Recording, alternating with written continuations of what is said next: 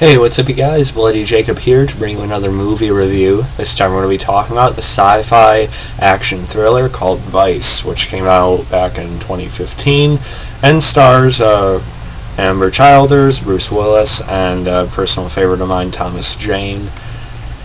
And so I just watched this one last night, picked up the DVD at the store I work at.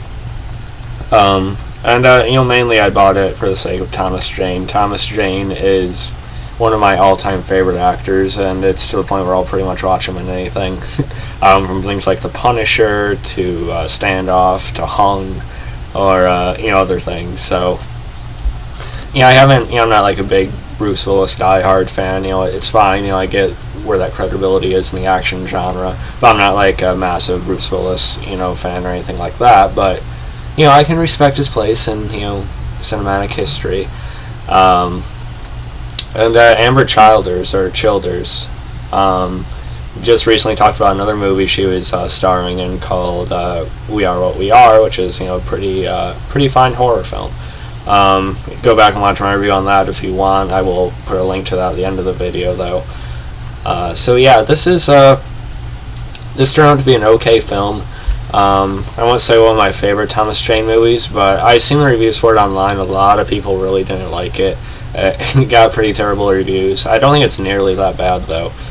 It's just not like a favorite of Thomas Jane's for me, but there's kind of quite a few of his that'd be hard to top anyway. I'll briefly explain to you the plot, or at least I'll read it to you. There's a good picture on the back. Alright, Julian Michaels, Bruce Willis, has designed the ultimate resort Vice, where anything goes and the customers can play out their wildest fantasies with artificial inhabitants who look, think, and feel like humans. When an artificial, Ambyr Childers, becomes self-aware and escapes, she finds herself caught in the crossfire between Julian's mercenaries and a cop, Thomas Jane, who is hell-bent on shutting down Vice and stopping the violence once and for all. It's not like a completely original movie or anything like that. It borrows elements from a lot of things. I've heard of like a lot of Westworld comparisons or The Purge. Purge, of course, being a system that's kind of set up for people to do what they want, get out of their systems and such. So it's not too original. It's something we've kind of seen a lot of lately, honestly. So that's a little negative against it. But it's fine, it's, like I said, it doesn't really deserve the massive panning it got, when it came out. Thomas Jane, he gives a fine performance in this. I don't think it's his best work, but it's not like his greatest, role either. But I still was entertained by him in this. I don't quite like his long hair style or wig in this, whatever it is. But, I think he just still does give a fine performance in this. He's likable enough.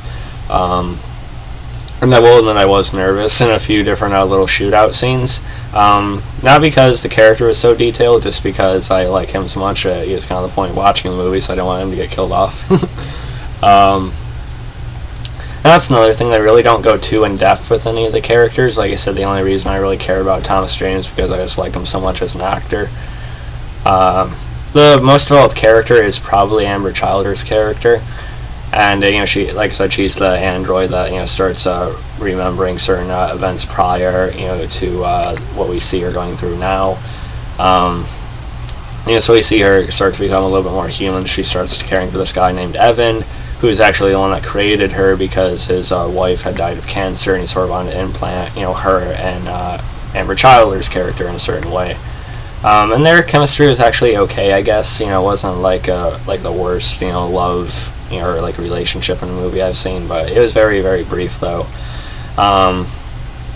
She probably has the most to do as far as what her character has going on.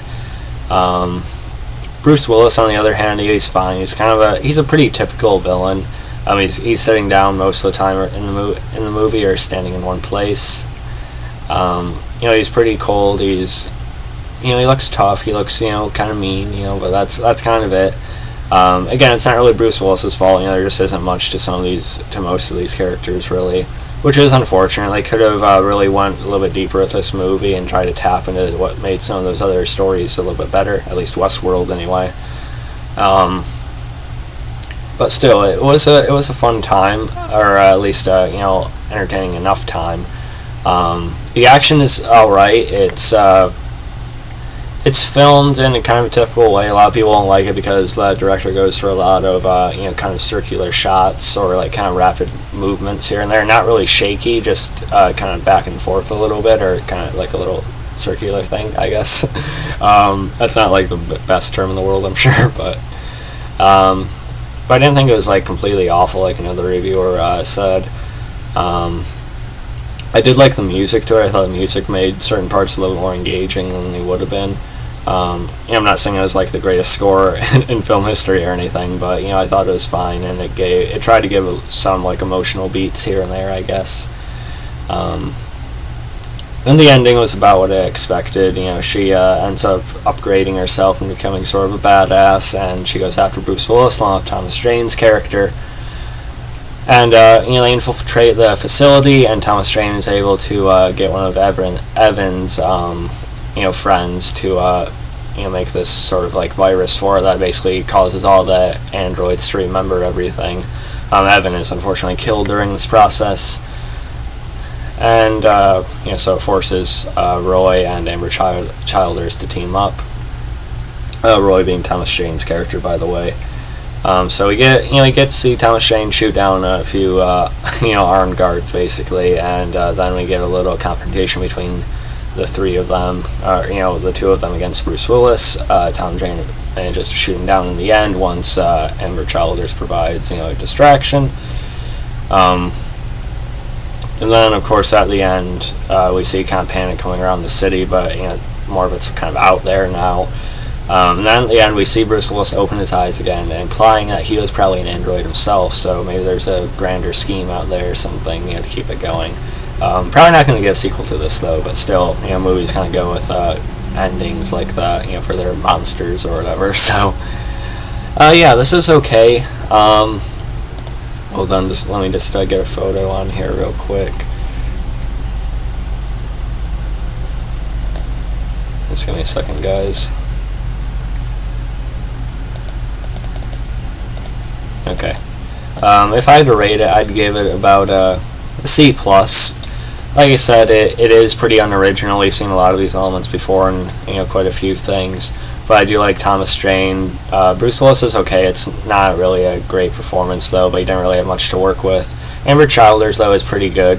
She definitely had the most to do, and the action was entertaining enough for me. So it wasn't like a waste of time or anything. And Thomas Jane's awesome, so there's that. But yeah. So I know what you guys thought if you've seen this movie, and you can tell me on Facebook, Twitter, subscribe. I'll catch you guys next time. Peace.